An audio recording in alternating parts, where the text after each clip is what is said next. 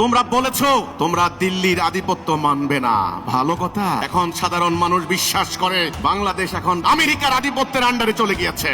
তা না হলে নির্বাচনের 2 দিন আগে এত গোপনে গোপনে জনগণকে না জানিয়ে আমেরিকার সাথে এই চুক্তির মানে কি, এই চুক্তির উদ্দেশ্য কি, লক্ষ্য কি, চুক্তির সুবিধা কি অসুবিধা কি পার্লামেন্টে আলোচনা হয় নাই, জনগণ জানে না, মিডিয়ার মাধ্যমে আলোচিত হয় নাই।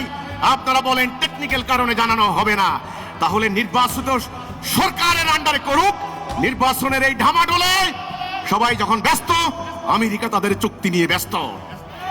তাহলে দিল্লির আধিপত্য থেকে আমরা মুক্ত হয়ে আমরা কার আন্ডারে চলে গেলাম? আমেরিকা সাম্রাজ্যবাদের আন্ডারে চলে যাচ্ছি। আমার দেশের মানুষের আশঙ্কা, আমার দেশের মানুষের ভয়, আমার দেশের মানুষের ভীতি, আতঙ্ক। আপনি বলতে পারেন তোমরা খামোখা ভয় করছো না, আমরা খামোখা ভয় করি না। কিছু কিছু প্রাণী আছে তাদের ডাক শুনলে এমনি হৃদয়ে ভয় লাগে।